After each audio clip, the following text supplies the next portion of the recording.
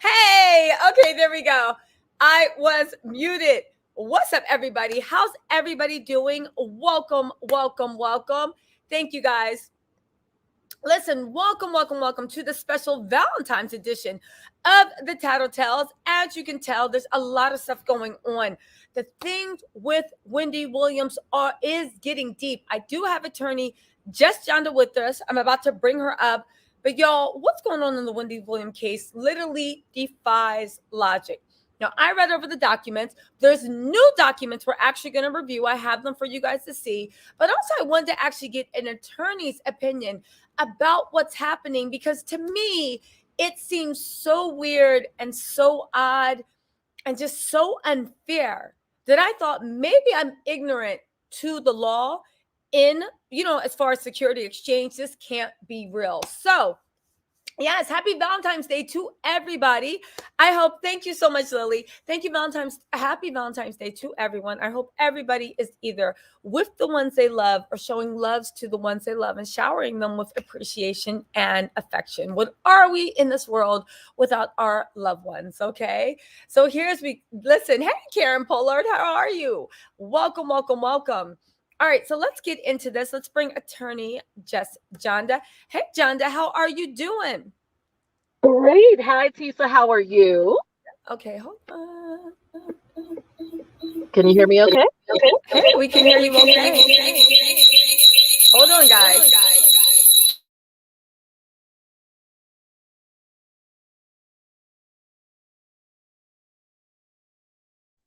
Okay, is that better?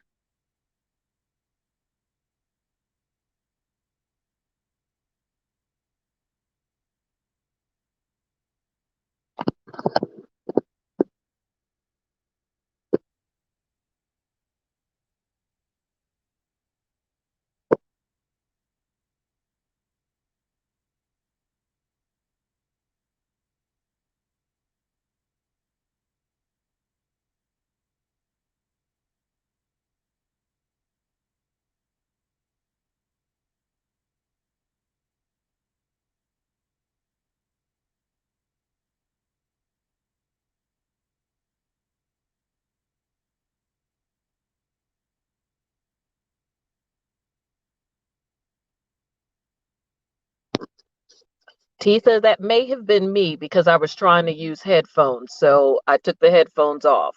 Is that better? Okay.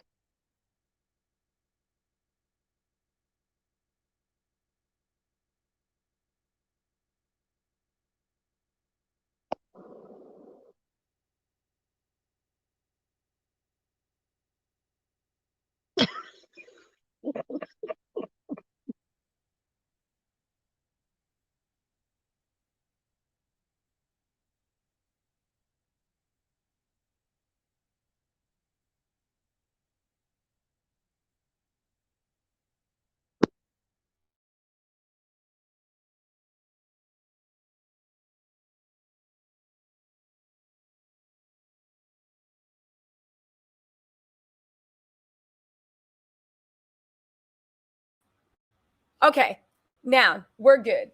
All right, All so we're right, I'm all here too. set. All right, sorry about these technical difficulties. I don't know what is going on. StreamYard is acting a mess, right? Can you guys hear me? We're all good, right? All right. So you guys, let's do this. Johnda, listen really quick because I'm trying to get things cleared up and do it. Can you please right now give us the overview of what you feel is going on, and then we're going to actually break down the court documents. I'm going to read from a few things. We're going to read Wendy's affidavit, and we're going to read Wells Fargo's response. But if you could just give everybody an overview of what you think is going on. Okay, and I think I told you before, I'm going to try very hard to stick with the legal stuff because I tell you, the more I read about this, the more it pisses me off, quite frankly. But, excuse me, but essentially what happened here, and like Tisa said, we're going to get into the specifics, but I'm glad we're doing it this way because I can also give you the standard of the law that we're going to be using, and that's going to help a lot as you go through the documents. So the bottom line is this all started because Wendy essentially stood up for herself. I mean, that's really how we started. The first documents in this case were actually filed by Wendy Williams because for 2 weeks, she did not have access to her accounts, not even statements to even see what was in her accounts.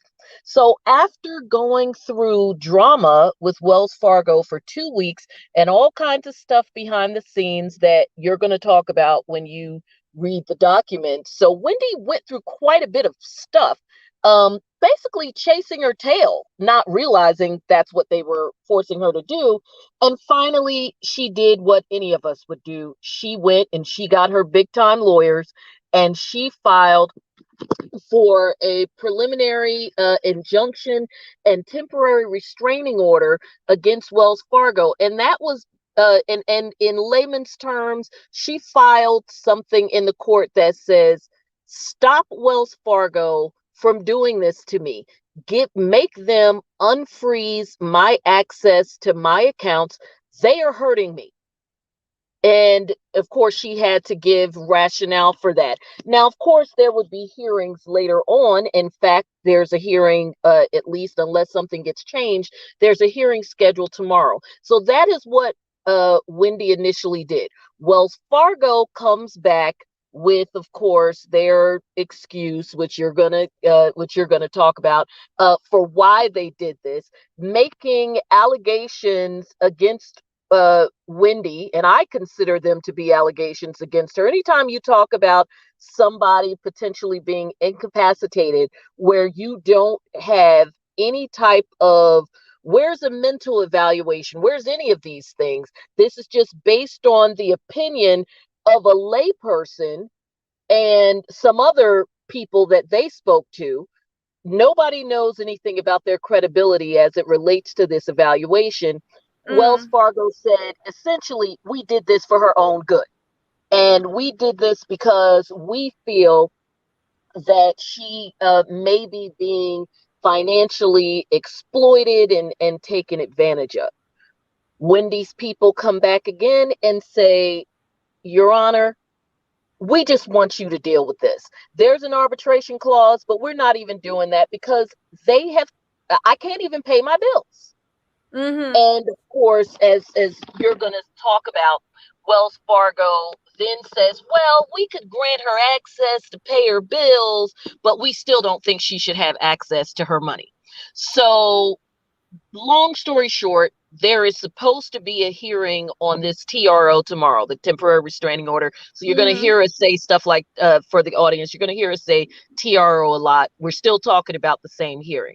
So let me tell you the standard that the court has to look at, because this is, I think it's going to tie everything together for you really great when Tisa goes through these documents. So you mentioned the Securities and Exchange Commission. Hold on a second, really quickly. Let's just bring everybody up. You guys probably all know, but if you're watching this on playback and you're not familiar, when you look at when she's talking about the standard, you might all know this, but the standard is really what the court has to line the evidence up against. So the standard might be if you eat food and stand upright and breathe air and you need to drink water to survive, then you are human. So then they take whatever evidence they have. Okay, this is a rock, this is a dog, this is a plane. Okay, who stands straight up? Who drinks air? Drinks air. Who drinks water? Who likes to breathe air? That is the standard. So the standard is it's the qualifications you have to meet. And if you can meet all the standards, then you have proven your case. And if you don't, then you either lose your case or you have to build a case in a different way. Do you see what I'm saying? So so it's basically saying you need to meet these 3 qualifications. 3 out of 3, you definitely won. 2 out of 3, maybe. If you have 0 over the 3 out of 3, then you definitely lost. So that's what she's saying, the standard, and that's what Johnda is actually about to explain to us. So go on, Johnda. Okay, the really crazy thing about this, and if it sounds familiar to a big case we all just talked about, it's because sadly it is, and that case is Britney Spears. So when people start making that comparison, sadly, it's a real comparison. Now, in New York, they use the word guardianship, and you're going to hear guardianship a lot. that guardianship is interchangeable with California calling what happened to Brittany a conservatorship. So, Mhm. same thing. Excuse me. The only difference here is that in the Britney Spears case, they got a conservatorship not only over her money, but over her as a person. In this case, Wells Fargo is seeking a guardianship, asking the court to put in place a guardianship over her money. Now, this is where things get even more scary. In New York, there is no special relationship that someone has to have with you, like your parent or someone like that, to go to the court and file something saying this person needs a guardianship. Anybody can do it. And in this case, Wells Fargo can do it. So this is not even a situation that they're doing under a banking regulation, like you mentioned, Securities and Exchange. No, it has nothing to do with that. They are literally going under. Now, again, they're backing their way into this, and we'll get into that in a little bit. But they are going under what is called the mental hygiene provision under Mhm. Article 81 of under Article 81 of the New York Code, and that gives the court the power to appoint a guardian of a person or property. So you see this used a lot with CPS issues, CPS, elder abuse, Child child Protective protective Services. Okay. services, elder abuse. Hmm. Of course, definitely elder abuse, because usually when CPS is involved, they've got their own provisions. So really, this is usually when you're dealing with adults. Now, But the I just want to pause you really quick, Johnda, and just uh-huh. roll it back some. So you say, and this is something very interesting that I think a lot of people don't realize. You Mhm. say to establish a guardianship, we think, layman's, oh, so your parents, your somebody that loves you, somebody that has a close relationship with you, or family ties are the only ones that can establish a guardianship. You're letting us know that under New York code, anyone can Yep. move to get guardianship over you. They don't have to have some type of duty of care. Or does there need to be a duty of No, because they're not necessarily asking that they be made a guardian. You can just be asking that the court appoint a guardian, because it is your belief that, and we'll get into the standard, but it is your belief that under the standards that apply, the person needs one. So it's not necessarily me just choosing someone and saying, Your Honor, even though I'm an officer of the court, I want you to make me a guardian. I can simply say one is needed. now. So Wells Fargo is not necessarily saying the guardian has to be them.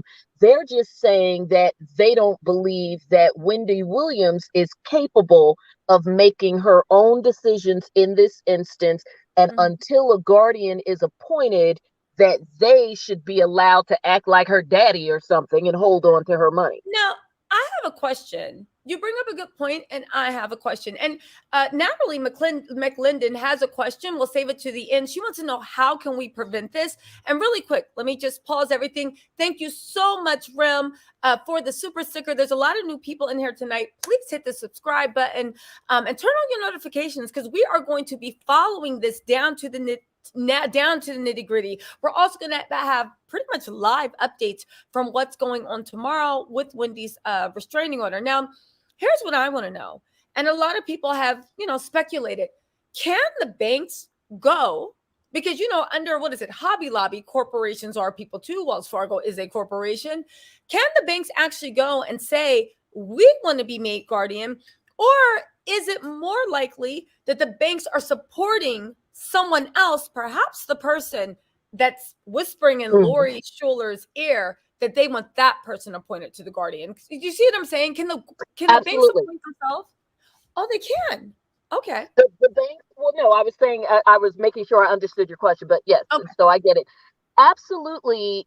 If there is someone who is considered to be qualified, then absolutely the bank could support that person. So if there is a person, especially, let's say Wendy's family, or I'm not sorry, Wendy's attorneys Mhm. conceded and said, you know what, just for the good of this, because as far as we're concerned, our person is okay. But at this point, you know what? This is causing her so much stress that it's going to push her over the edge. So we will agree to a limited guardianship for a limited period of time if the court qualifies this individual who is knowledgeable, they're acquainted with the family, they're educated. Let's say it's the family attorney, somebody like that. And if the court feels that that person is qualified, and there's a, of course, the court has certain conditions to what they feel qualifies them.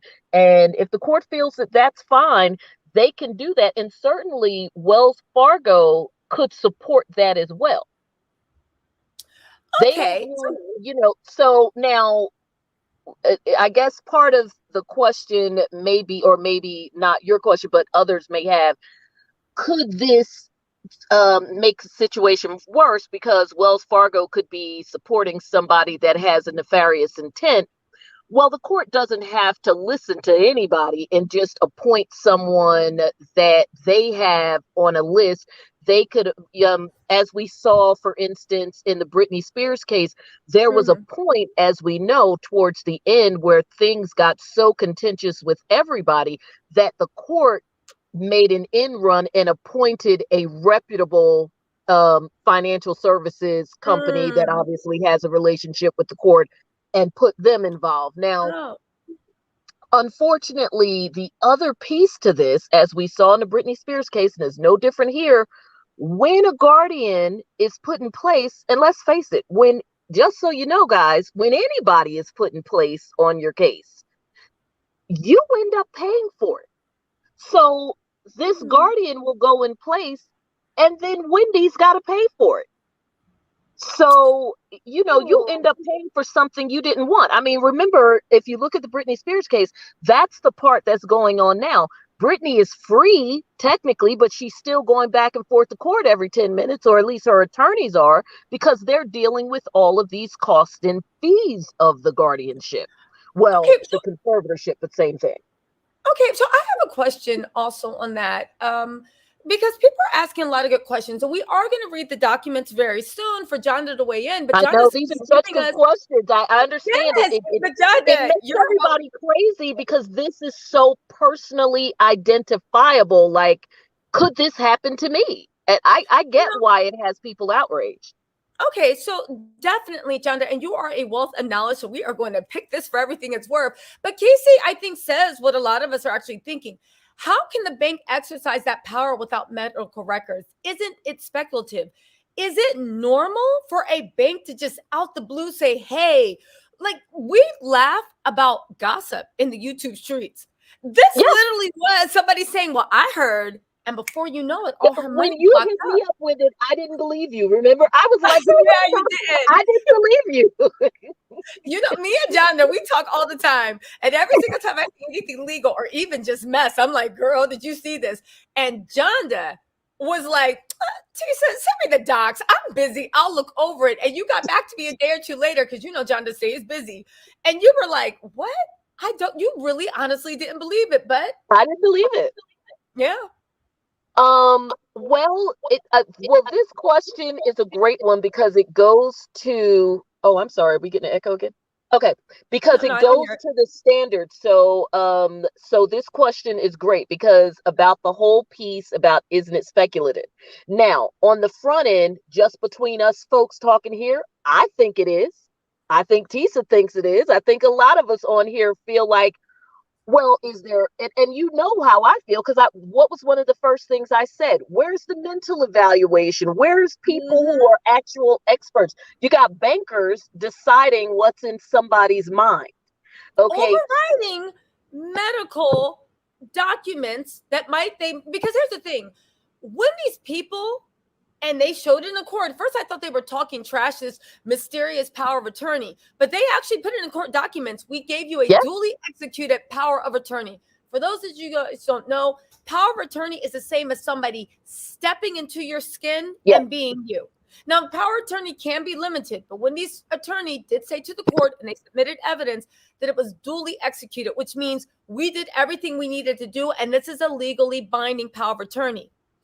The bank, just to let you guys know what's going on, Wendy's people went to the bank and they said, can we just see, we want to see what the online balance is. There were no transactions. They just Not even statements. No statements. They said, you can't even see a statement.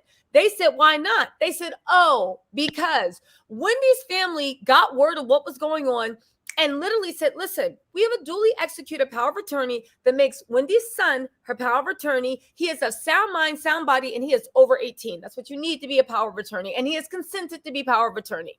Fine. They gave that to the bank. Wendy's people said, what's up? Like, why can't we have access to the records? Forget about a transaction. Why can't we have access to these records? And mind you, with a team of attorneys, not just this boy by himself. This boy with an army of attorneys. Yeah, so it's an army of attorneys. So then the bank and their arrogance literally ignored them. And it wasn't until they went to court that they respond to the court saying, hey, guess what? We're having our own ruling to even see if what is it to even see if we want to get, and we're trying to get guardianship, and we know you have this power of attorney, but we think Wendy is of unsound mind. Now the thing I thought, and Johnda, alleging that they filed for guardianship that Wendy and her people didn't know about. So the question still remains, when did you file it, or did you just back your way into it when Wendy's people came at you? Because for 2 weeks, when Wendy kept coming to the bank, and Wendy's people kept coming to the bank, why didn't you say then something about this guardianship? They didn't say anything about this alleged filing for guardianship until after Wendy's big time law firm started filing documents. Yes. Now, let me just interject here. Rim, thank you so much for the super chat. Rim says, Tisa, that's me. We'll be doing daily court updates on Wendy Williams versus Wells Fargo.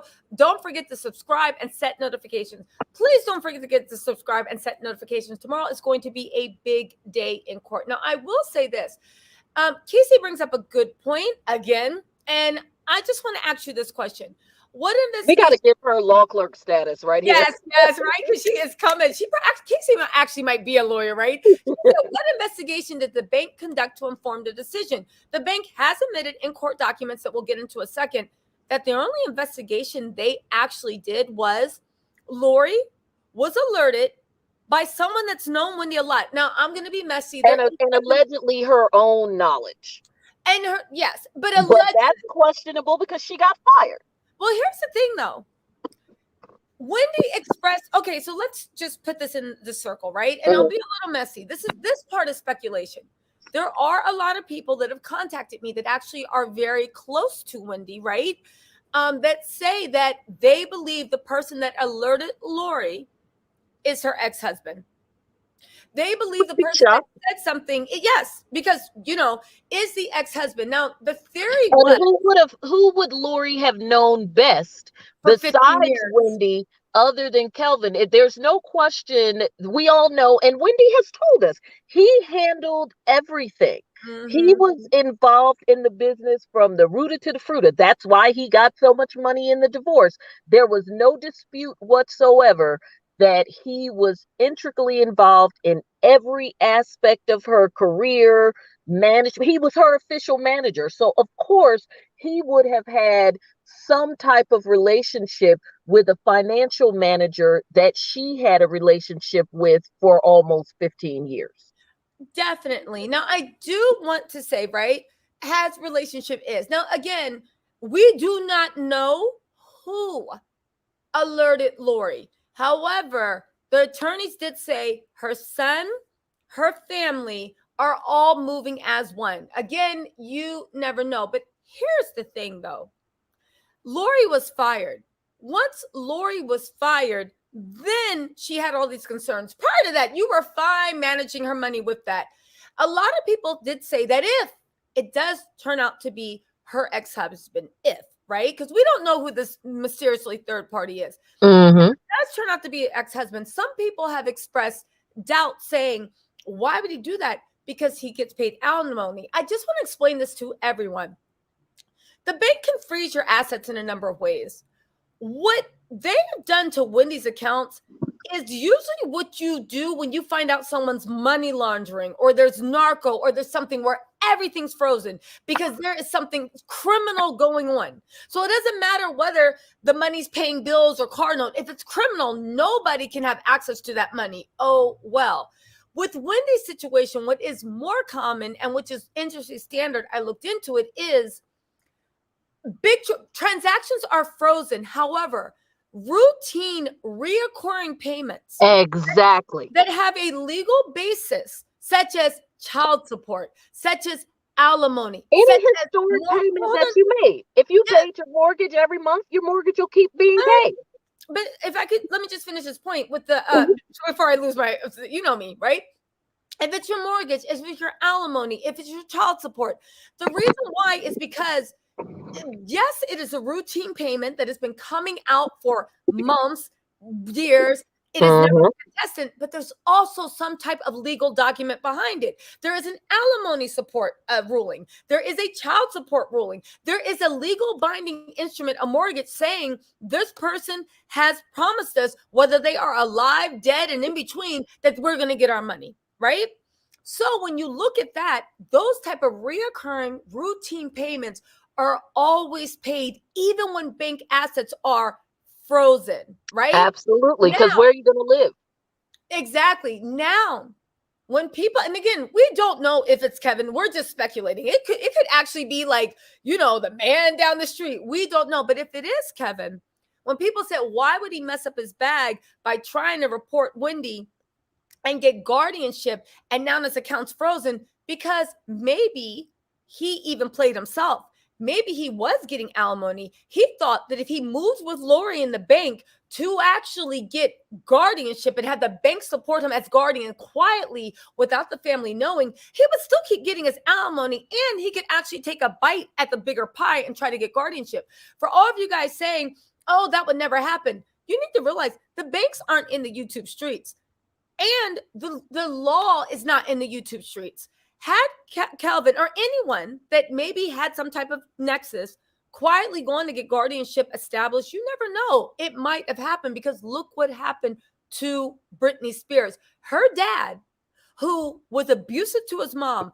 I remember when that happened, Britney hated her father, hated him, and freaked out, hated him. And he ended up getting conservatorship for a daughter that hated him at that time.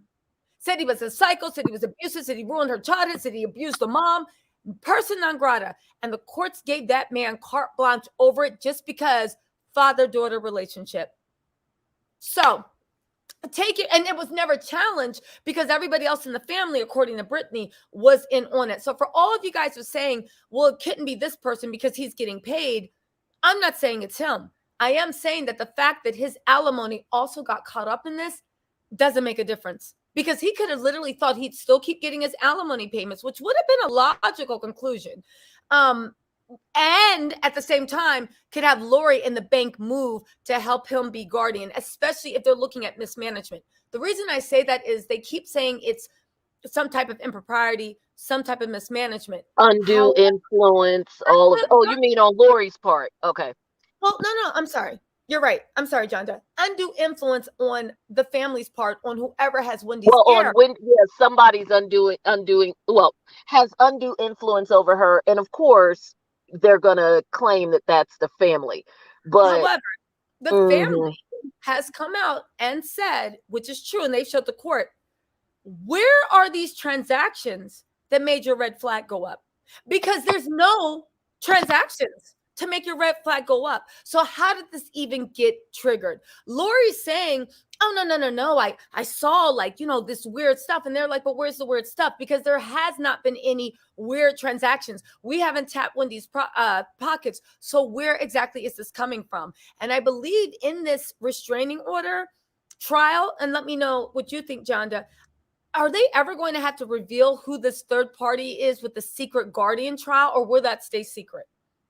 No, when we get to that point, especially and that's with the evidentiary standard, when we get to that point, they are going to have to produce something better than she said that somebody else said, especially since, given the nature of these types of hearings, a lot of it is confidential. So it doesn't hurt anything for names to be revealed, because even Wells Fargo is asking that the proceedings be confidential. I Mm, think that ultimately, especially if this goes farther than tomorrow, and we do move to a point where we're going to be talking about her mental state, I think, and I certainly, if I were representing Wendy, I actually would not object to that being confidential, because given the nature of her fame, you mm. certainly wouldn't want any possible chance of anything about her mental evaluations or even her medical, because that's nobody's business either. So I don't They think. wouldn't have to know. I just want to introduce. I'm sorry, Johnda. If you could just comment on this, Wells Fargo, I think it's weird that they're asking to keep it confidential, but Wells Fargo doesn't know anything about Wendy's medical. Well, no, That's the and I interesting agree thing. with you on that. I'm just saying, now I don't. I think, I'm giving Wells Fargo the itchy eye no matter what. Okay. But I'm saying, on behalf of Wendy, that's something that I would have wanted anyway for her well-being. Wells Fargo, you know, it just Okay. happens Okay. to be, yeah, that no, I have no love for them. They just happen to be the ones asking. If they hadn't asked, if I were representing Wendy and I thought that there was the possibility that folks were going to be making some whack job allegations that I needed to refute about her mental state, I would ask that it be confidential anyway, especially if there's the possibility of getting mental evaluations. Now, Mm. just in terms of the standard, because this is important, because a Oh, lot of people are asking questions that, if we know this would help. So this is the conditions that have to be in place for the court to appoint a guardian. So under Section 81, it says the court may appoint a guardian for a person if, not really worried about the personal needs stuff because they're not asking for that, mhm. if it is necessary to provide for or to manage the property and financial affairs of that person. Now, that person can agree to the appointment. We saw Brittany agreeing to it temporarily, and then while she was away, they made it permanent. So don't agree to nothing, Wendy. So, so, Exactly. so she can agree to that appointment, or if she doesn't agree, what the court has to do, and this is just flat out procedure, nothing special, the Mhm. court has to then consider bringing on a court evaluator, and that court evaluator would then have access to whatever they need in order to make that determination. Because at that point, the court evaluator would make that person would then give a report to the court. Now there would still be a hearing, but Mhm. the court evaluator would be a part of that hearing, and their role is different from the petitioner, which is Wendy, and the respondent, which is Wells Fargo. The evaluator is only there to inform the court of their opinion about whether or not this person that this person can manage their affairs without a guardian. And so they're Mm. granted special powers to, look at the person's medical, to look at the person's mental, to determine if this person is in a state where they could possibly be taken advantage of. And I think this is where Wells Fargo really treads on some messy territory, Mm. because even though they keep saying, and notice, and you picked up on it, notice they're very careful about the language. They aren't coming flat out and saying that they think she's mentally incapacitated, right? They Yeah. keep saying that there's undue influence. But let's just be real. Because let's take it out of the courtroom and just be real. when you say that someone is subject to undue influence, aren't you pretty much low key saying that they can't think for themselves and other people are taking No, advantage of them? So you're backing no. what Wells Fargo would say is not the same thing. But But here's my the thing. I saw Wells Fargo as CYA, covering your own oh yeah, A, they're as covering their ass, because but when yeah, you say when I first heard when these people say you're trying to say that she has Alzheimer's, I mean dementia or dementia, whatever, yeah. right? And then Wells Fargo shot back and said, "Oh no. Undue influence. Undue influence doesn't have to mean legally that you don't have your own faculties. It means that you No, think it you're doesn't. yes. It So doesn't they're have covering to. themselves. So if they It doesn't have to, but low key. go And to again, this is where you get into, and that's what I'm saying. It's like and that's what I was saying. You're absolutely right. They're covering their ass, but low key, you're still, and this is where I think that they're on shaky ground because even when you say undue influence, in layman's terms, you are still implying that there is something about this person that makes them unable to make decisions on their own. Therefore, they're subject to somebody else making bad decisions on their behalf or making decisions that they don't want. Or, like, remember the cute little language they used when they were saying that Lori said Wendy was hesitant at one point about some transaction. she So it makes tried it it. seem She like, tried it. you see what I'm saying? It makes it seem like this person is in some type of situation where they could be easily bullied or swayed. So no, you're not coming out and saying mental incapacity. That's where they're trying to cover their ass. But Yes. you're still kind of low key backing your way into it. And that's why I'm glad when we talk about the standard, it is higher. There is a higher standard here than most normal civil cases, which is just preponderance of the evidence, just basically 51-49. Mm-hmm. In this case, it's the standard is elevated. Now, we're not at guilt beyond a reasonable doubt or anything like that, but it's called clear and convincing evidence. And Mm-hmm. this is where the person who is seeking the guardianship must prove that a factor or that the facts are substantially more likely than not to be true. Now, when you say that it is substantially more likely, and when the court is looking at that, they mean a high probability, and this is straight black letter law, a high probability that a particular fact is true. When you're saying that, you've got to bring something a little bit more than when she came to my office, she seemed a little nervous. She seemed a little hesitant about the particular transaction. She was a little shaky. It seems like her brother was saying, do it. And she was like, no, no.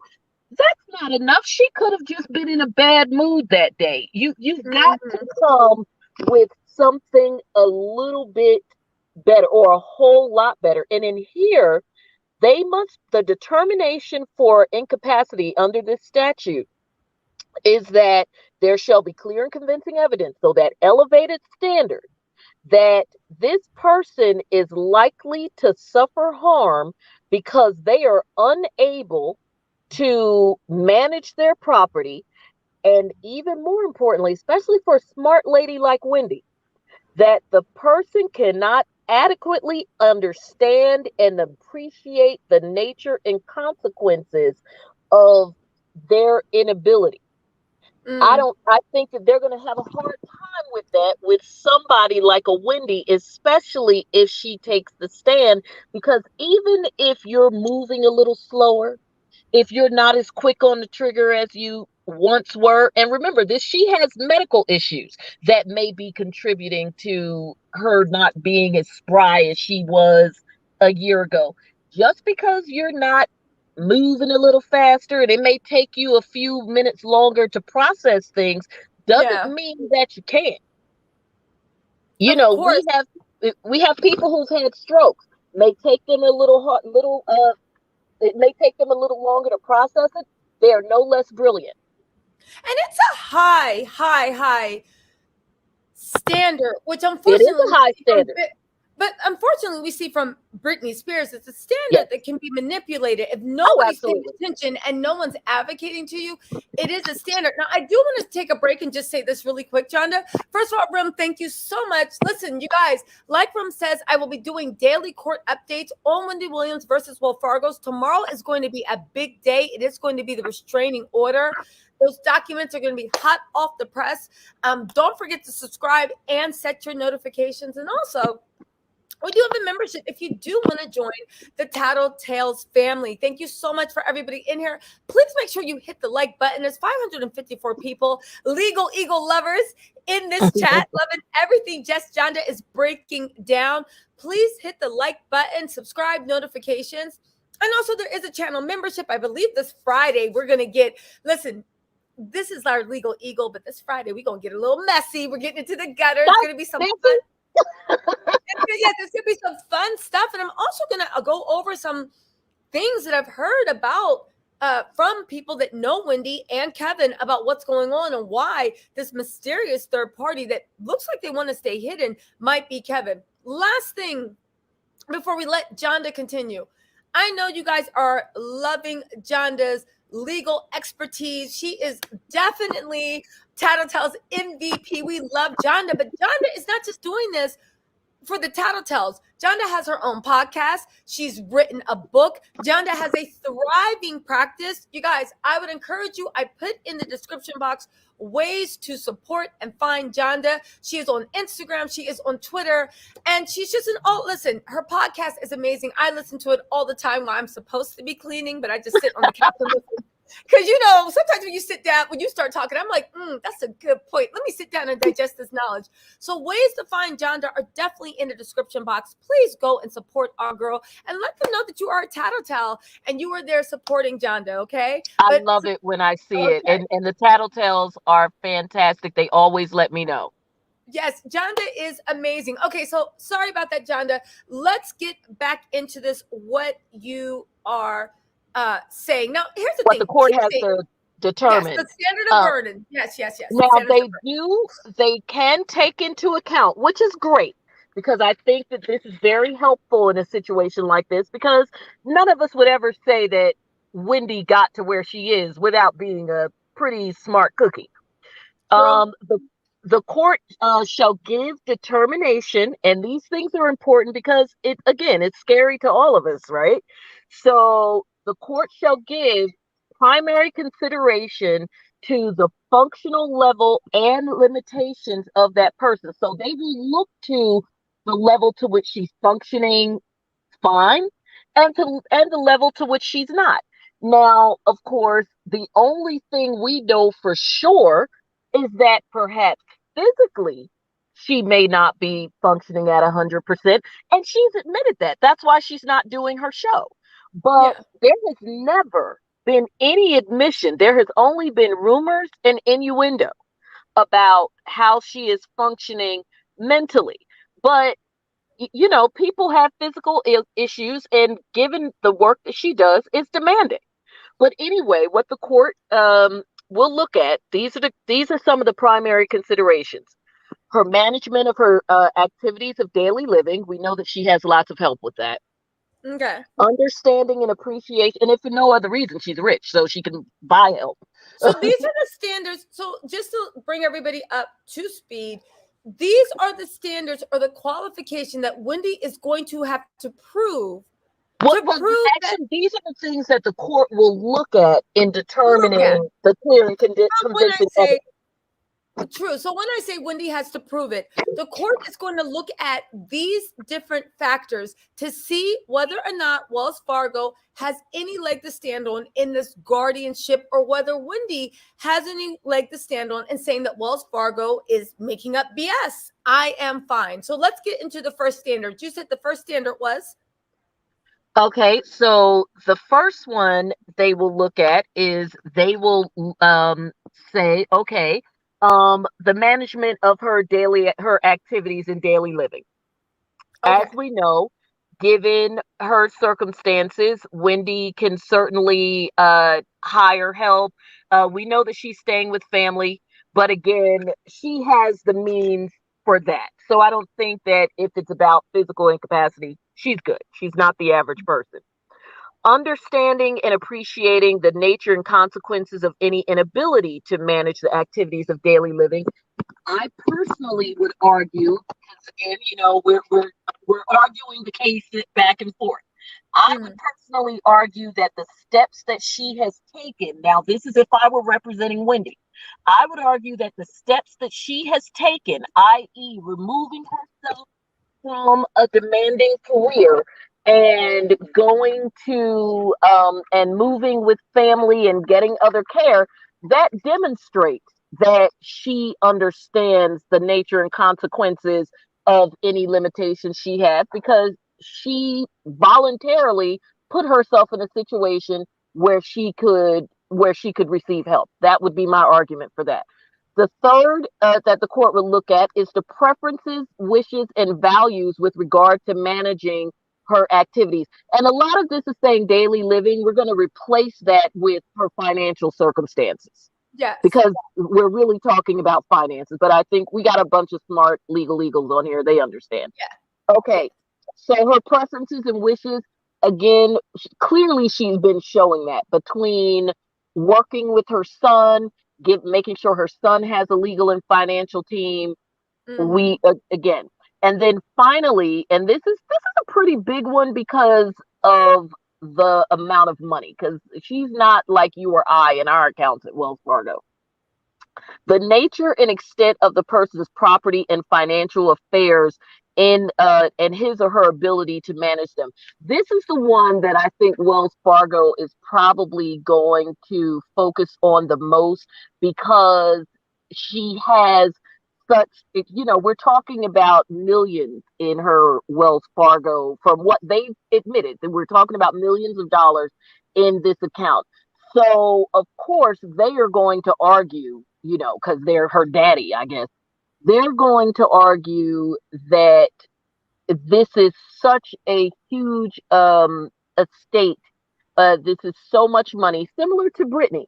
This is so much money, and that it makes her situation more complicated because she had brokerage accounts and all of that. So of course, if she has, if there's any question about nefarious individuals around her trying to influence her, or that she's just not firing on all cylinders, that she should not, we're not talking about mom and pop's checking account. We're talking about Wendy Williams's checking account. Well, okay, go ahead. No, so let me just interject, because I want to actually read from these court documents. It'll give you a little bit more insight into what Johnda is talking about, and then she can give you an actual example, right? So, yes, that's perfect, because all we needed was the standard, and then, now that you take off on this, I think it sets us in the right place. So go ahead. No, definitely. But I want to get your feedback on this, and I want you to apply the standard to what they're saying. Let's go through this paragraph by paragraph, right? Okay. Okay. So they're responding to the judge. It is Justice Bluth. This firm represents Wells Fargo Clearing Services. They're giving all the credentials to make an appearance on behalf of Wells Fargo.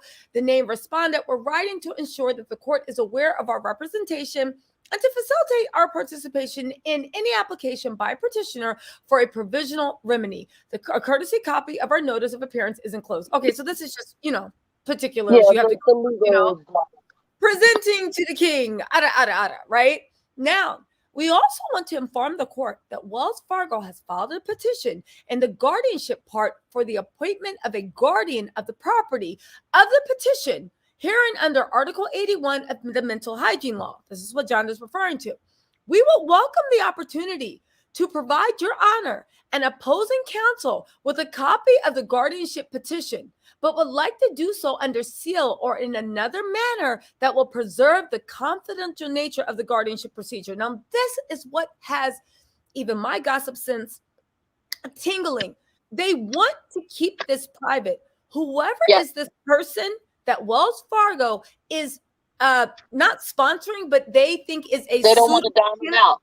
They don't want to dime them out, which lets me know it is someone that is persona non grata. Maybe it's an ex, but you know how it is when money's involved.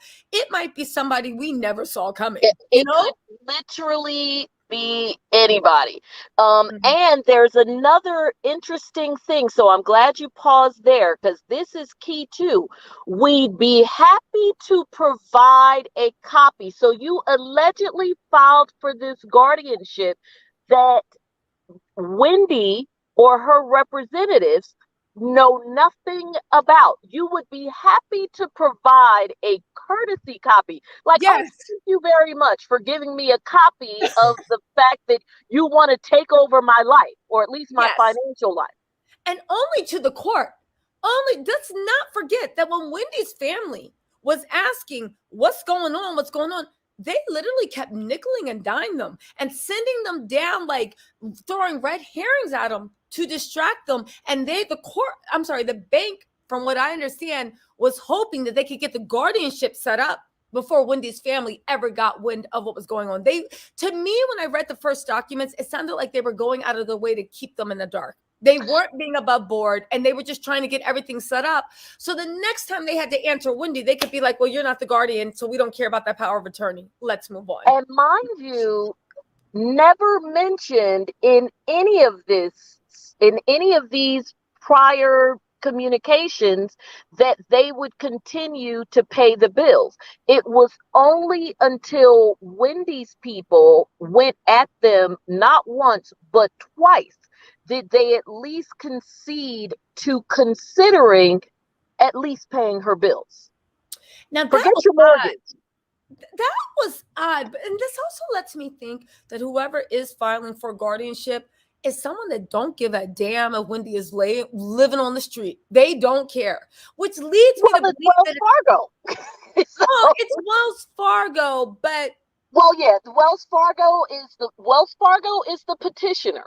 Yes. But but again, we do know that obviously there's more behind it because they didn't just leave this on Lori Schiller's shoulders. Initially, it seemed like it was all about Lori Schiller, but of course, we know when they sent that subsequent letter, they said, they mentioned other individuals close to Wendy. Now, listen, I don't want to start anything. I would just say if anybody has money in Wells Fargo, you might want to diversify those assets into another bank. But let's get into the third paragraph because this also has a lot of interesting things that Johnda touched on. To summarize without divulging too much on the public record, which is odd, Wells Fargo, because you could have divulged to Wendy's people without this becoming public record.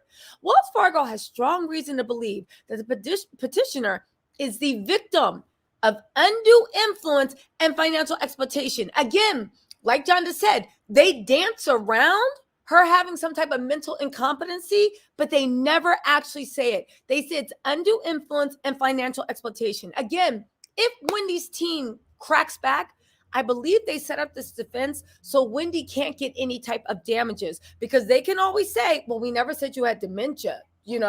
We just said it was someone undue influence. But now that we, tried to get a guardian and the court wouldn't do it. Okay, now we're satisfied that you're not being exploited.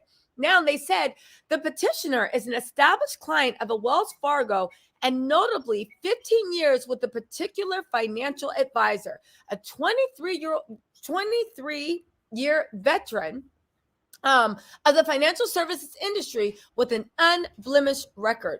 Wells Fargo is relying not only on reports of the financial advisor who has recently witnessed telltale signs of exploitation. Again, we're going to get into this, Johnda, because Wendy's camp is saying there's been no unusual transaction. So how did you witness this? But they're saying, and again, this is my speculation, their telltale signs of financial exploitation is them saying we don't want to do business with Wells Fargo and we're taking our money to Chase or TD Bank or wherever else they're taking it. That's exactly what it is. I think that if I had to guess how this relationship unraveled, I think that it was a combination of factors. There was something, whether it was Wendy personally or somebody acting on her behalf, who ended her relationship with Lori Schiller.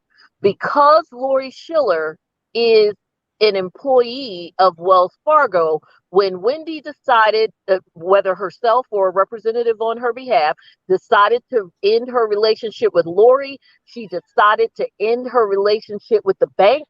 That is a huge account. And somebody, I'm not saying no names, but folks went into, you mentioned CYA earlier. Somebody went into CYA mode and started trying to save that account, because you also have to remember that Wendy was a high dollar client that was receiving services that are reserved for people on her level. Now, I don't know, because it's not 100% clear as to whether or not she was a Wells Fargo customer prior to April 2018, because the only thing that it makes clear is that in April 2018, she started using this higher service, obviously, this financial advisory service with the brokerage services and all of that. And Lori Schiller was either already at Wells Fargo or she came to Wells Fargo, which may be because I'm thinking if Wendy already had a relationship with Lori, then it sounds like Lori, and we'll find this out, I'm sure. Well, it sounds like Lori probably began to work at Wells Fargo and brought her accounts, Wendy being one of them and probably one of her biggest, with her. And of course, Wendy began to use those services from Lori as an employee of Wells Fargo. Now, based on the filing and my reading of it, Lori is still an employee of Wells Fargo. She's just not Wendy's employee. Well, let's get into this, actually. Let me finish this document out. You are correct. Now, again, we do not know if Lori bought Wendy with her or she always worked for Wells Fargo for 15 years, but it's undisputed that Lori worked with Wendy as a financial advisor for 15 years. Now, I want to also include you guys. We think this is just a couple $1 million. There have been reports that it is upwards to $40 million that Wells Fargo is literally trying to get a handle on.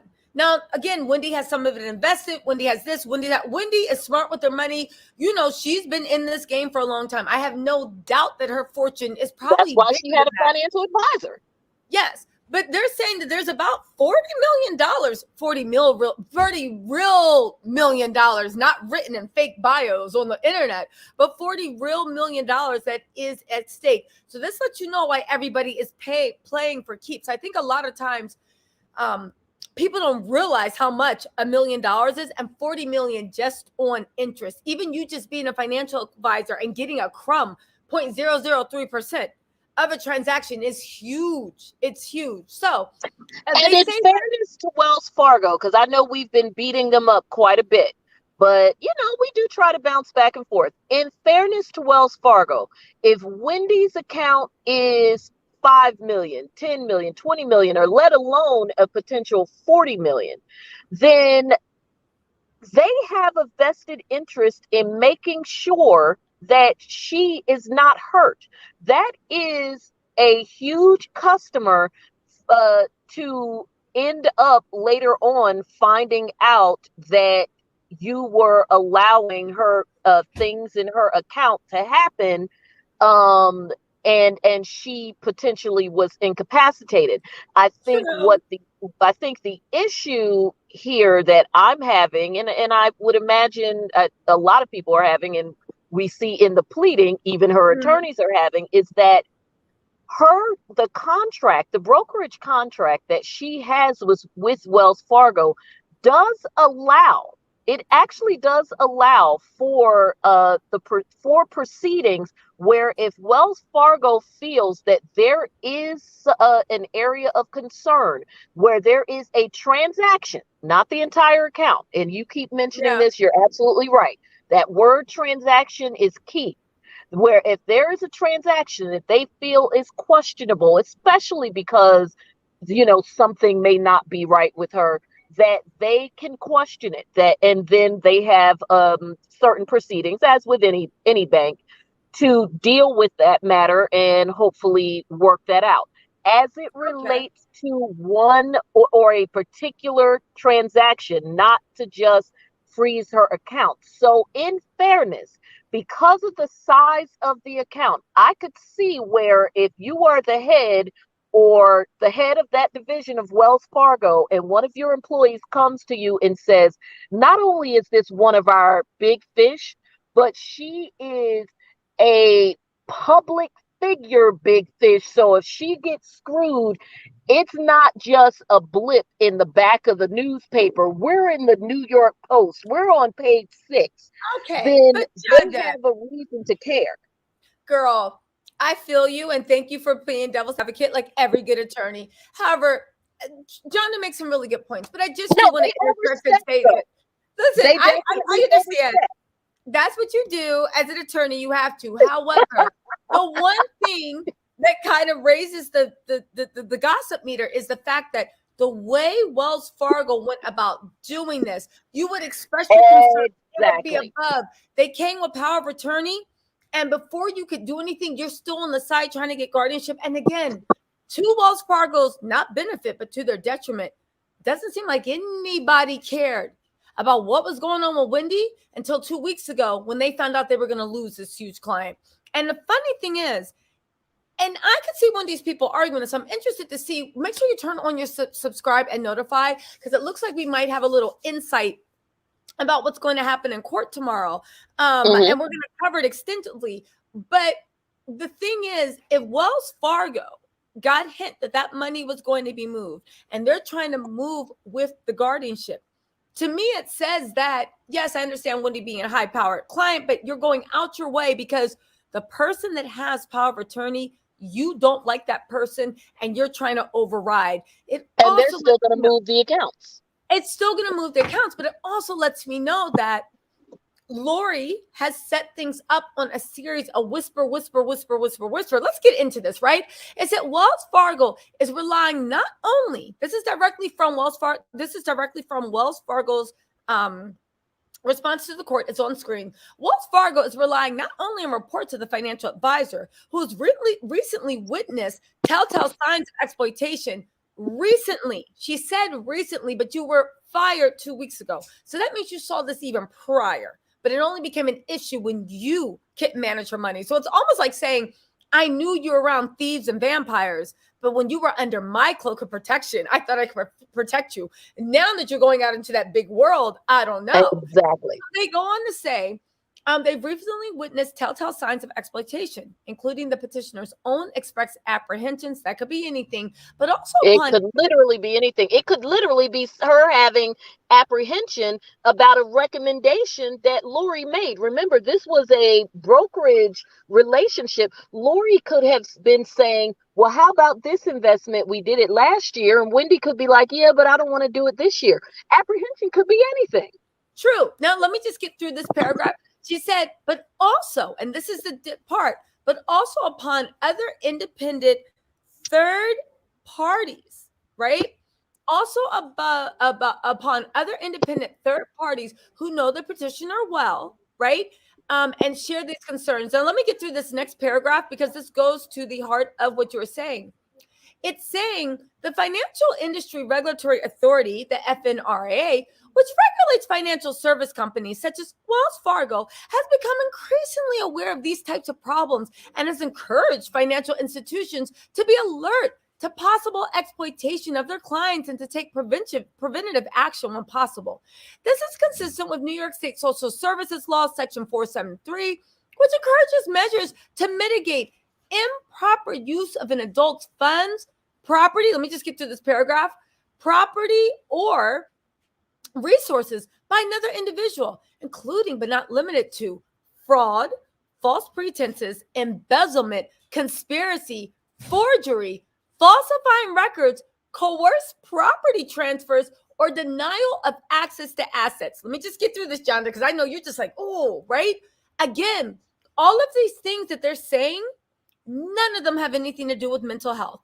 FINRA Rule 2165 also recently amended authorizes a financial institution to place a temporary hold on the disbursement of funds or securities where such activity is suspected. That is precisely what Wells Fargo has done here, pending a determination in the guardianship part concerning its client's capacity. Now, hold on. As noted, we stand ready to provide your honor with the record that will be furnished to the guardianship part. We respectfully suggest to preserve the confidential interests of the alleged incapacitated person as contemplated by Article 81, that the records in the instant proceeding be sealed, at least pending the outcome of the Article 81 proceeding, and that an alternative protocol be established to preserve confidentiality in the interim. We note that although the current proceeding is styled as one of as an aid of arbitration under civil procedure law rules, Article 75, under, of course, the state of New York, we are unaware of any pending demand for arbitration or pending FINRA arbitration between these parties. Now, that's interesting. They're saying that because they're the ones that kept saying we have an arbitration clause and we're going to give you a ruling under the arbitration. It goes on to finish. Wells Fargo is merely a stakeholder in this proceeding. Oh, really? Now we don't care. Wells Fargo is literally saying, oh, don't get us wrong. We don't care who wins, right? We're merely a stakeholder, if you will, in this proceeding. And we have no interest in the outcome. And we only seek to follow the anti-exploitation guidelines of FINRA and the state of New York for the protection of the financial interests and confidentiality of Wendy. We have little doubt that, regardless of the outcome of Article 81 proceeding, Wells Fargo will have demonstrated good cause for acting in a cautionary manner in this proceeding. Now, to me, this was Wells Fargo. Literally, they heard their account drying up. This is a huge scandal. I don't think they ever thought this was going to be out. I don't want to say that it had anything to do with Wendy being a Black woman, but I want to say I do honestly think this had a lot to do with Wendy, even at her stature, being a woman. Being a woman. We don't see that. When did you see this happen next? The fact that also everybody on Wendy's side, her family, her power of attorney, are melanated, I think plays a role. I'm going to save this till the end, so I'll let you chime in, but I do think that there is something where the way the bank has inexplicably taken on this authoritarian but paternal role when there are competent adults and even a duly executed power of attorney, and they're looking at all that and saying, we don't care, we don't trust any of you because what Lori is telling you, and we're going to go with the people we know, the guardianship, even though nobody knows this person with guardianship except Lori. Do you see what I'm saying? So it seems to be a bit paternalistic. Oh, I'm with you 100%. And for my non-Black viewers, I know there's a lot of non-Black Tattle Tells what's up. Let me just tell you a little bit about sometimes being Black in America. There is a paternalistic nature where you are either too stupid, too reckless, not always, but in situations like this when it comes up, that's when that unconscious bias comes up. You are too stupid, too reckless. Okay, but my family can look out there, but they might be a bunch of hustlers, scammers, undue control. Where if Wendy was a Britney Spears, well, Britney Spears is a bad example, but it's a good example. If Wendy was a Britney Spears, then when the father comes in and maybe has the right complexion and, has, sandy brown hair and blue eyes, and he talks a certain way, even if the daughter's screaming, I hate him, I don't want him here, you look at them as a safe aspect. Whereas I think a lot of Black Americans, I'll just say it, and you know this, right? That's the thing about racism. It's not that we're running with there are people with hoods chasing us and crosses are burning on the lawn. That's like 1940 racism. 2022 racism is when a bank gets paternalistic and looks at everybody that's melanated and they decide without giving you any explanation or any basis that they don't think that you're trustworthy, that they don't think that these papers are right, that they don't think what you have done legally, and they don't trust the people around you. And I don't know Wells Fargo. I have had dealings not with Wells Fargo, but other banks. And I do notice that there are some people that they take liberties with. And I can't help but that has anything to do with Wendy. Again, everything's not about race, but if you're Black American, you know racism isn't like our parents or grandparents or even our uncles and aunts experience. It's on some new microaggressions. And to me, the way they came to Wells Fargo saying, you guys, we have all the documents. Like, what's the problem? What's going on? And Wells Fargo was like, wouldn't even return calls, wouldn't do this, wouldn't give them anything, gave them the runaround. But now they're talking to the court saying, oh, Your Honor, we would love to, but let's keep this confidential, because we still don't want those Negroes to know. That's hot. That's what I heard. But anyway, Johnda, you jump in and let me know. What do you think? Well, no, you got it, but as I said at the very outset, part of this was going to be hard for me because of my level of outrage. It's got all of my juices flowing, especially being someone that went to an all-girls high school and a women's college. So I do not play when it comes to issues related to women. And and certainly as a melanated woman, there is a whole other level because we're dealing with it at the cross section. And so that word that you use is so key here when we talk about this behavior. Very paternalistic. You have men out here just wilding out, clowning, scaring people with just as much or maybe even more money than Brittany. I'm sorry, than Wendy, and nobody is doing a thing. I mean, you can go back years and look at people who were in the public eye, celebrities, politicians, but especially celebrities, some of the most notable ones, Elvis, Howard Hughes, lots of people with lots of money, and their incapacity was a joke. They were just eccentric, but no one stepped in to take over, especially people from the outside. Now, some of the stuff that you talked about, particularly going back to the document, because it all comes full circle with this. It's very interesting that they made sure to try to wrap up FINRA in the New York law, in that Article 81.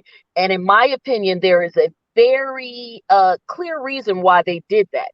FINRA is not like the FDIC, where the FDIC has, they do the federal regulations. So we know that it's the Federal Deposit Insurance Company. There is a connection between the FDIC and the government. FINRA is actually not a government agency. It is, it's basically it's something the banks have to self-police, similar to the way that the bars do in different states. Like the Virginia bar is our regulatory agency that self-polices, but it is not a government. It is not a government agency. Now, of course, they can make determinations as it relates to my license, because when I agreed to be licensed under the bar, then of course I agreed to follow the rules of the bar. But as far as being a government agency, they're not. And that's the same thing with FINRA. And that is why you notice they made sure to wrap up those FINRA regulations to draw parallels between the FINRA, and I hate even to call them regulations, let's call them recommendations. The FINRA recommendations, to wrap them up in the law, when those two things are not the same. And again, it gets very parental, very paternal when you start talking about the things that it specifically mentioned. And no matter how many different ways they try to say this undue influence, there is no way that you can say that without backing up into state of mind. The other piece that I think is going to be very important to this, and I'm looking forward to seeing the documents, even if it's sealed, but at least seeing when it was filed. When it exactly was this alleged, and notice I keep calling it alleged, when exactly was this alleged guardianship filed? Because to date, none of us have seen it. Now, granted, the court hasn't ruled on whether or not it would be sealed, but if you notice, when they mentioned it, who mentions filing an important court document like that, but they never mentioned a date? When did you Yes. file it? What was the date? Notice this guardianship was not mentioned until we are like 4 communications into this. This was the 3rd or 4th communication back and forth between Wendy's camp and Wells Fargo. And now they are just mentioning the guardianship, but they never mention when they did it, which lends itself to the question, was the guardianship, of course, we have a chicken or the egg thing, and I think it's an important chicken or the egg thing. Was the guardianship actually filed prior to Wendy's people filing their document on the 4th to get her rights to her accounts back? There is no, right now, at least in terms of what's public, we have nothing publicly that proves that Wells Fargo filed that document, filed for guardianship first. So it lends, unless it's proven otherwise, I'd be concerned about whether or not Wells Fargo filed the guardianship for one of 2 reasons: A, in retaliation, or B, again, another attempt to cover their asses, because Wendy's people correctly pointed out in their filing that they overstepped their boundaries as it relates to freezing her accounts in total. Because even if Wendy's people were to concede that the bank had a right to question a transaction, and again, you correctly state what transaction, that the bank has a right to question transactions pending arbitration or a judicial hearing, which is a part of their agreement. There is nothing that was agreed to that says you freeze everything. Well, let me just interject here, because Wendy's attorneys actually made a letter to the court once the judge was appointed, and they make a couple of points that kind of echo what you're saying, John. I just want to read that to everybody. Mm-hmm.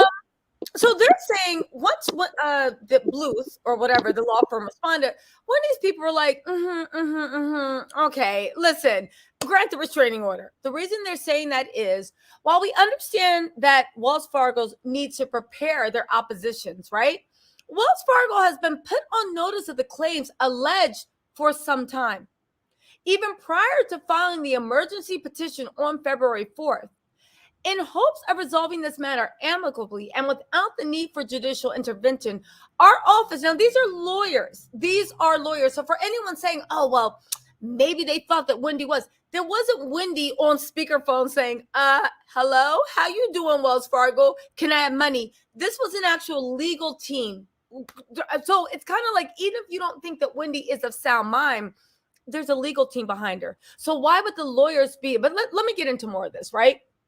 In hopes of resolving this matter amicably and without the need for judicial intervention, our office has been in a consistent communication with Wells Fargo directly, and once retained Wells Fargo's counsel. Now, don't forget, Wells Fargo also has in-house counsel. So they were communicating with the in-house counsel. Then when they saw that when these people weren't letting this go, they brought in some big outhouse heavy hitter outside lawyers to assist: Bressler, Armory, and Ross, prior to filing the emergency petition. Additionally, after informing us that he was authorized to accept service on Wells Fargo's behalf, right? Courtesy copies of the emergency petition and today's filings were sent to Mr. Pikus prior to his office filing a notice of appearance on the matter. Copies of correspondence between the counsel are enclosed herein, accordingly. Given the urgency of this resolution and imposing counsel's advance notice of claims in the event that a request for the hearing is denied, We respectfully request that respondents' opposing papers be submitted on or before February 11th instead of the original February 15th. And I believe they did actually, no, that's not true. Hold on. In an effort to remediate our client's financial hardship. Now, here's the thing. This is a little bit juicy.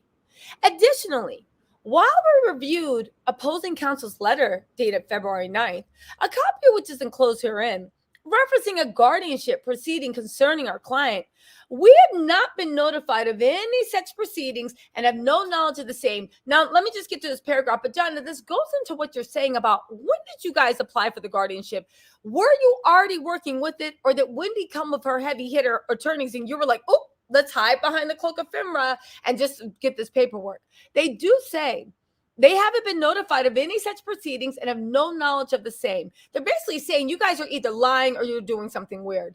Nonetheless, Wendy denies that she is the victim of undue influence and financial exploitation. Despite Wells Fargo's assertion that its suspicions are genuine, their decision to deny Wendy access to her financial assets for weeks without providing her or her counsel with adequate explanation or evidence to support its decision, and their decision to wait until Wendy filed an emergency petition for a preliminary injunction before pursuing or notifying Wendy that they had pursued a guardianship proceeding gives pause for concern about Wells Fargo intentions. Although Mr. Pickett, that's the lead attorney, states that his client's actions are for the protection of the financial interests and confidentiality of Wendy, Wells Fargo's delay in resolving this matter and their denial in allowing Wendy to pay her debts or even access her current account statements is in fact harming and not protecting those very same interests. So they are calling the hypocrisy, like, what are we doing here, right? Now, and he's also, I think in a very, very good way, laying a subtle legal trap of actually maybe even setting Wells Fargo up for damages by saying, whose interests are you protecting? Because by freezing all her assets, the only true person's interests that are protected are the bank. Because if you guys don't know about banking, all the money you put in there, they trade on it, they merge with it, they buy, they sell, they give. There's a reason why banks can give mortgage. And especially Wendy's, because hers was a part of their brokerage division. Exactly. So we'll get into that in a second. Let me just get through this. But great point, Johnda. Okay, it says, so they're basically saying, it's funny, you're saying, but the only interests that are protected are yours. And how Johnda pointed out, Wendy's money is in the brokerage division. It's a higher risk, but it's also a higher return. But that's the money you get your mortgage fund. So Wendy's $40 million is doing a lot. Now, they go on to say, moreover, let's see. Okay, also, clients are for the protection of the financial interests. His client's delay, Wells Fargo delay, in resolving this matter and the denial in allowing Wendy to pay her debts or even access her current account statements, which is highly odd. I heard Kesey in the chat saying, oh, what are the rules? They actually in the very first submitted the bank rules, and the bank is in violation even of their own standards that they set. Now, by not letting her see her current account statements, is in fact harming and not protecting those very same interests.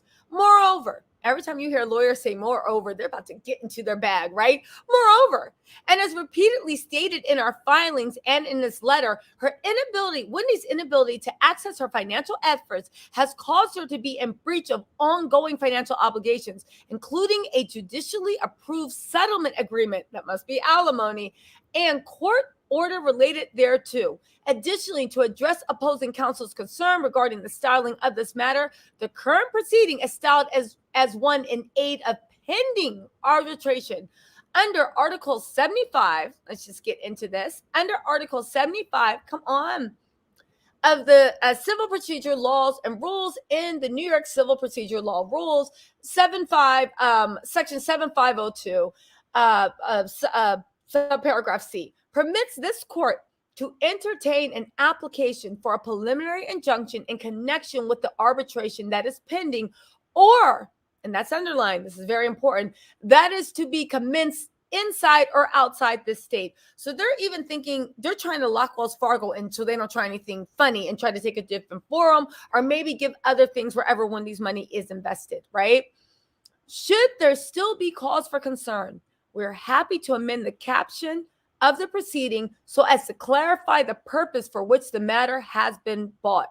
Lastly, Wells Fargo's lead counsel's lawyer letter states several issues of immediate concern, along with acknowledging that his letter was intended to facilitate his office participation in any application by Wendy for a provisional remedy. Unless there is an objection with having a hearing be held on this matter as soon as possible, I respectfully request that the temporary restraining order be granted and a hearing be scheduled in an effort to resolve this matter as equitably and efficiently as possible that can benefit both parties. We thank the court for its kind consideration, you know? Now, Johnda, what's your take on that? What is your take on that?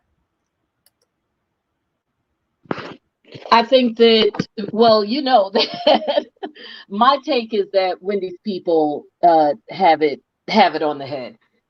It's going to be very interesting to see how Wells Fargo is going to, certainly in the short run, how Wells Fargo is going to fight the notion that their interest is so great that Wendy or a representative for Wendy, especially given that she has, as we know, an entire legal team engaged and all of that, how they are going to fight this TRO.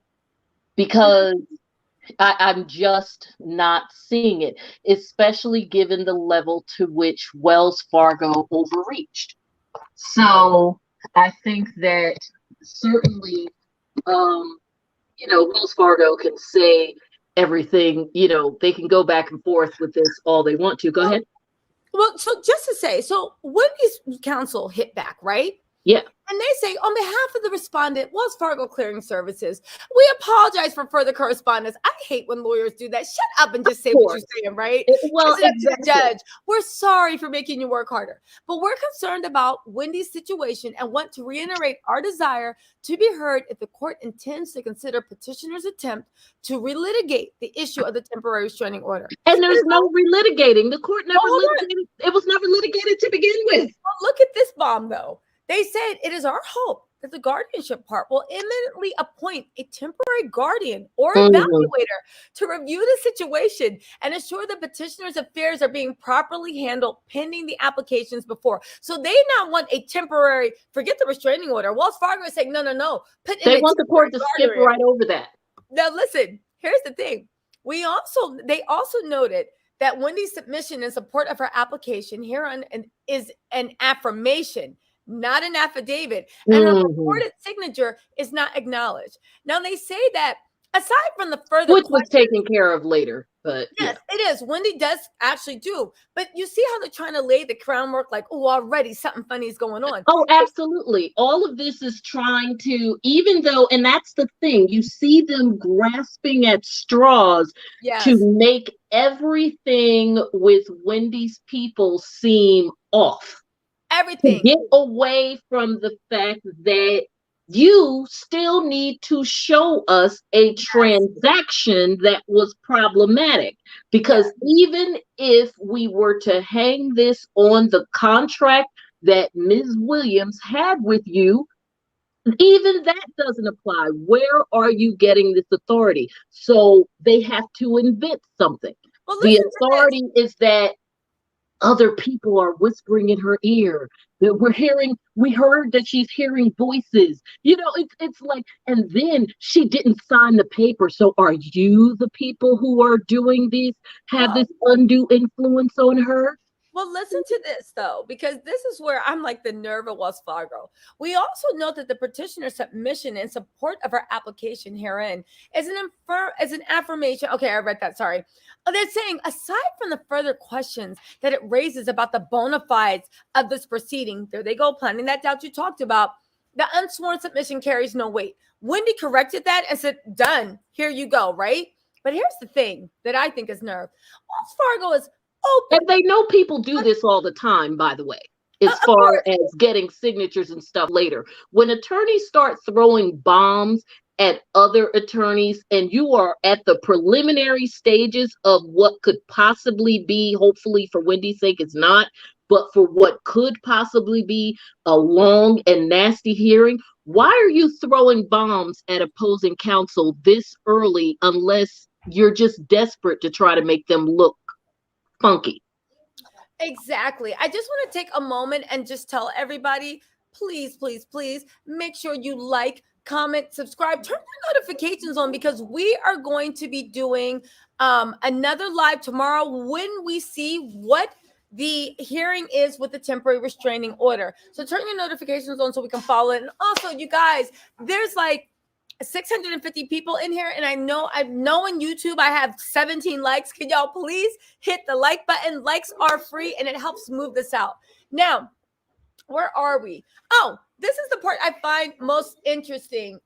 You guys, what it said, Wells Fargo is open to arranging with petitioners' counsel to release funds directly to the creditors. Hold on really quick. Hold on. Sorry about that. Okay. Wells Fargo is open to arranging the petitioner's counsel to release funds directly to the creditors to pay outstanding amounts that have been historically and regularly paid from the accounts in question, such as employee salaries, utilities, and the like. Counsel is welcome to contact us, as is an interim measure that can be accomplished without burdening the court. So now they're saying, oh, okay, we'll do the bare minimum, pay bills. Finally, we intend to file opposition papers in accordance with the order to show cause. We believe that the record in this case should be sealed to protect the petitioner's privacy, and pending such a sealing order, we would appreciate permission to email our responsive papers directly to, hold on really quick, the chambers. Would you please let us know if that is possible? Now, here's the thing, right? The fact that they're saying we do not want to have to publicly show cause, we'll just tell the judge. It lets me know that whoever is behind this guardianship, everybody on Wendy's side knows, and everybody's trying to see who is the rat. Who's assuming the person's actually being the rat and Wendy is not being incapacitated? Everybody's trying to figure out who the rat is, and Wells Fargo is protecting them with all of their might. Now, this is just me being messy. I think Wells Fargo is protecting them because I think how Johnda is saying that Wells Fargo is already outside of their realm. They've already broken their own rules. Everybody's saying, oh, what's Wells Fargo's rules? They've already broken their own rules. I truly do believe that they think by hiding behind this guardianship and this magic person, they can get the guardianship. And if the guardianship is denied, they're like, okay, well, we followed FINRA. We did what FINRA said, so we're just going to walk away. No, oh, well, all fair in love and war. However, I believe whoever this guardian is that they are trying to protect, I believe that they might believe, this is my speculation, that if that name is released, Wendy's team will be like, are you kidding me?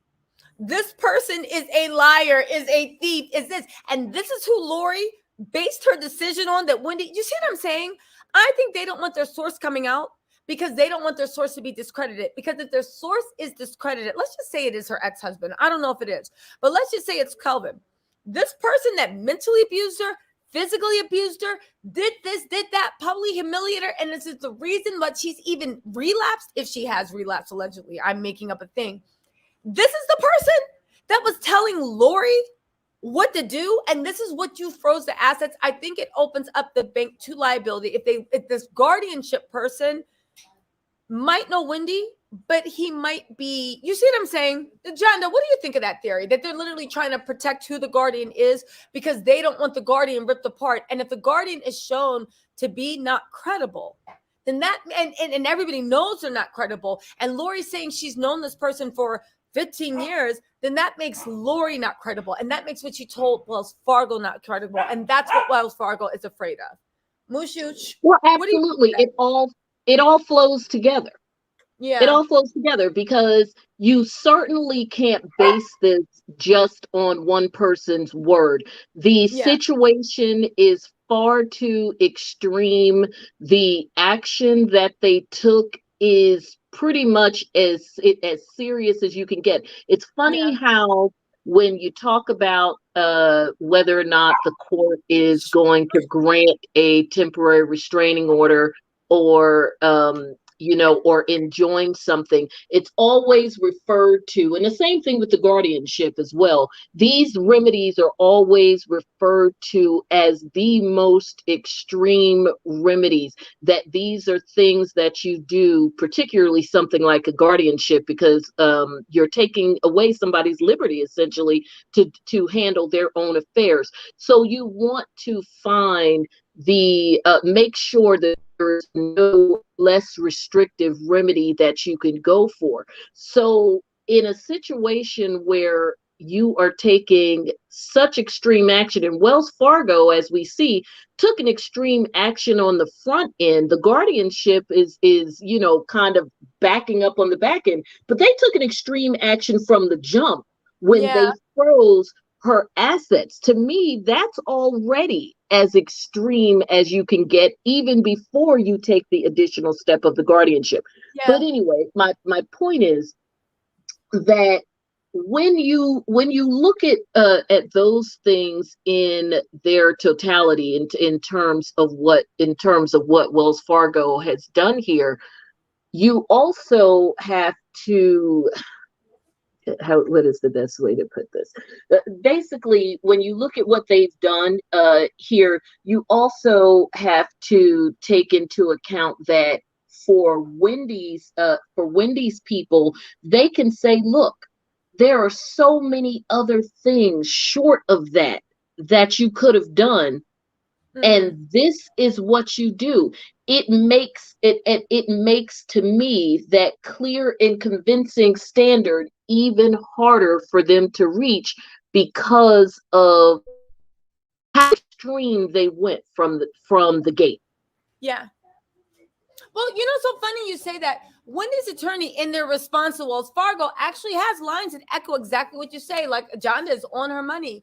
It said, while we appreciate respondents being open to arrange to releasing funds directly to the creditors to pay. Why do you do it in the first place? Yes, he said, directly to the creditors to pay outstanding amounts that have been historically and regularly paid.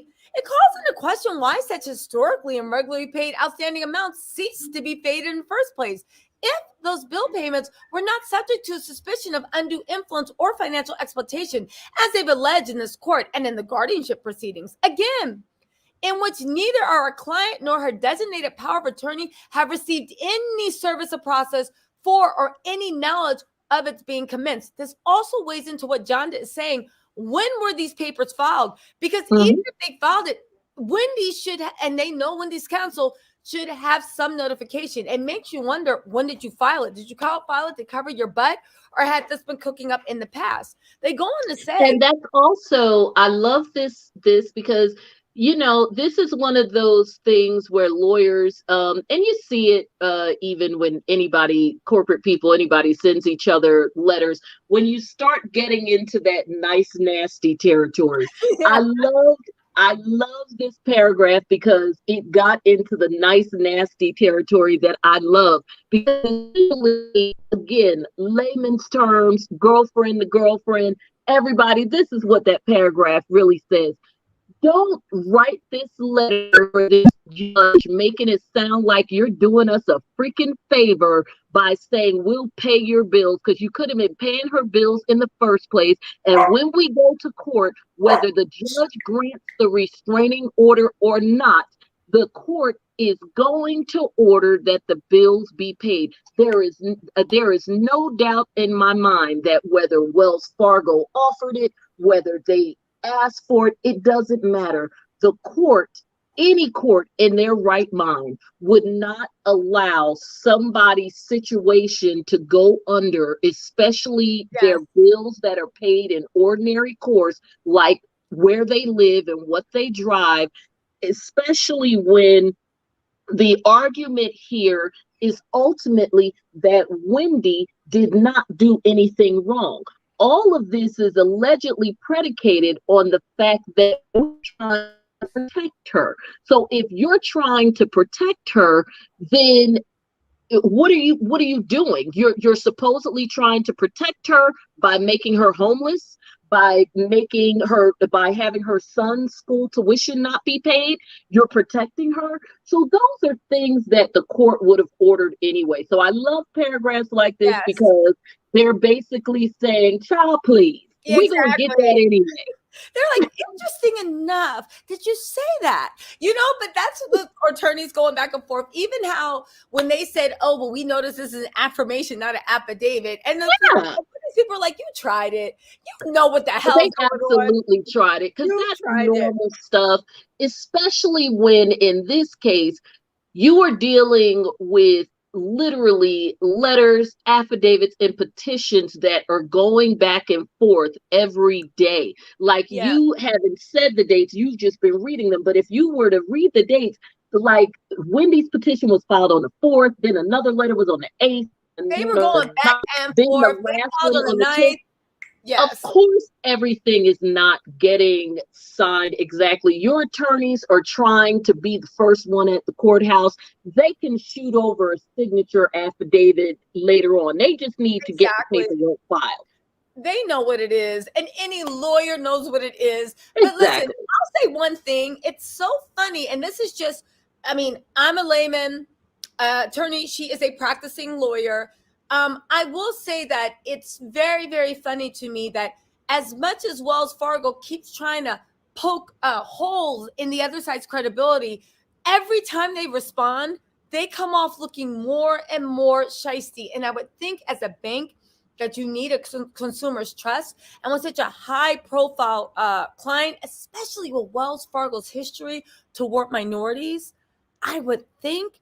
But again, you know what? Sometimes people show and banks, corporations show you who they are time and time and time again. I will say, you guys, Brim, thank you so much. You're saying I am going to be doing daily court updates on Wendy Williams and Wells Fargo. Don't forget to subscribe and set notifications. And just, Johnda, thank you so much for joining us.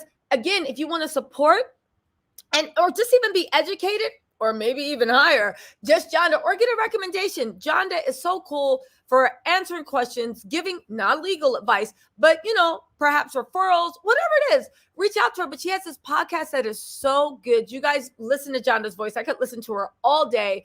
Her book is amazing. Instagram, follow, please support. It is in the description box. And also, Johnda, we're going to wrap things up, but why don't you just give me your opinion on where you think, and we're not asking you to predict, but where you think the next steps are? What do you think is going to happen with the temporary restraining order? And just any insight that you'd like us to know before we wrap it up. If the hearing goes forward tomorrow, because we know how these things tend to be when they're moving this fast, it's certainly a possibility that it could get continued. I don't think that that's what Wendy's people want. If I'm representing Wendy, and based on how quickly we've seen them move, they don't want this continued. We know that Wells Fargo does, because they're trying to bring in other stuff.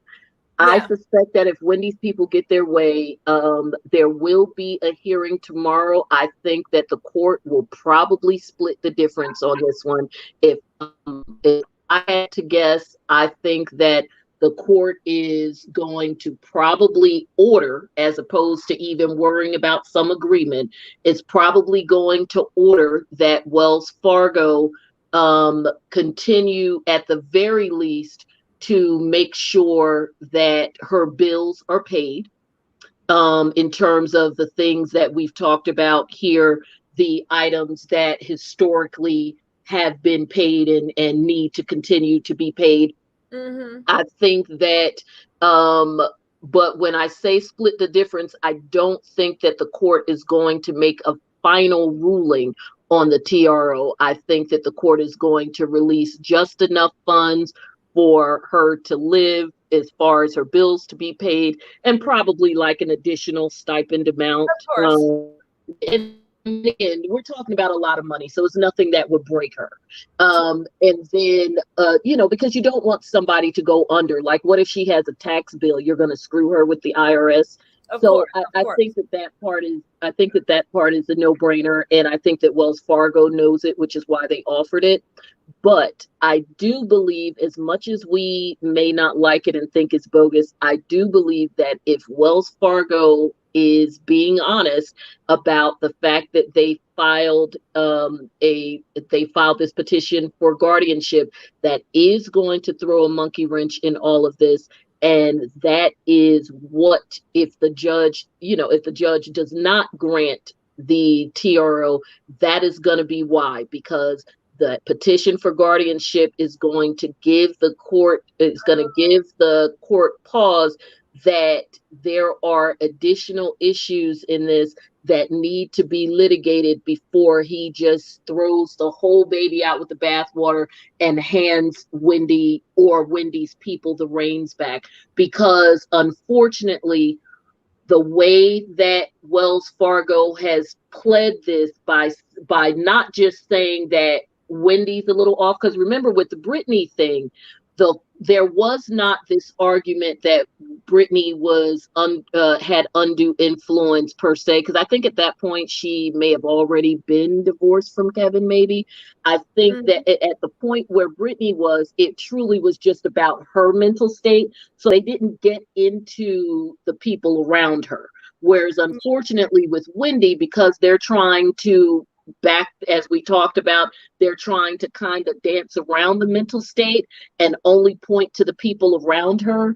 That Mhm. makes it a little more difficult for the court to say, okay, well, I'm going to release Wendy because now the people around her have been put into question. Of course. So I do think that Wendy will be okay in the sense that funds will be released for her. But unfortunately, if the guardianship was actually filed and this wasn't just a threat, because again, we haven't seen it, Mhm. then that may give the court a bit of pause. So I think Definitely tomorrow's ruling is going to be very interesting. interesting. And of course I could always be wrong. I'm going based on my own Of experience, and course. typically Listen, when they're girl, we I know. well no where there has been like guardian type things involved, and you run into a lot of this stuff, especially when you're dealing with like custody and support and stuff like that. um there are petitions filed, either they're filed in different courts, like you may have a divorce filed in the court where divorces are filed, but then there may be an ancillary motion as it relates to custody or something filed in domestic court, and Mhm. one to the other as it relates, well, we need to deal with the custody matter because then that's going to affect the support. So you have those types Definitely. of things. So in using those types of examples, that is why I think it may give the judge pause on this. And it sucks because if what many of us suspect is true, which is that this was Wells Fargo overstepping because Lori saw an account going out the door because their relationship went sour, that's some real shitty stuff. And by Mhm. the way, just as a quick aside, I meant to say this earlier because I know we're about to go. I really take issue with the fact that they tried to hang their hat on her and Lori having a 15-year relationship and That was Lori's career weird. for 23 years, because I know that we have beat Lori to death, and I don't want to make any disparaging remarks about her as a person because I don't know her, or know anything about her. But I will say this: people could have business relationships with people for years, and they go wrong, and it doesn't take much. It could be one bad well, not necessarily bad call, but one thing that you disagree on, and the relationship People's financial advisors, isn't it people, financial advisors and money managers that they literally come and they go. will clean them out and been managing them for 20, 30 years. So when it comes to that, it's like you only need one time to do me wrong or like You rob only me. need It's like, one time to do me wrong, and even yeah, if you didn't actually do me wrong, but I think that you did me wrong, that's enough for me to get rid of your behind. Exactly. So listen, Johnda, let's wrap this up. I do want to say thank you. Special shout outs to Lillie. Thank you so much for the Cash App. I appreciate you. I thank you so much. Also, I want to give a big thank you to, of course, Rim and B, my good friends and moderators. Thank you so much. I know y'all got a lot going on, but thank you always for stopping in and trying to support me and keeping me protected in these YouTube streets. You know, you guys are the best friends people can ask for. And also, just Johnda, thank you again for coming, sprinkling us with legal. When we get new people, Johnda will be back. Make sure you hit that subscribe and like button. And once again, I cannot impress you.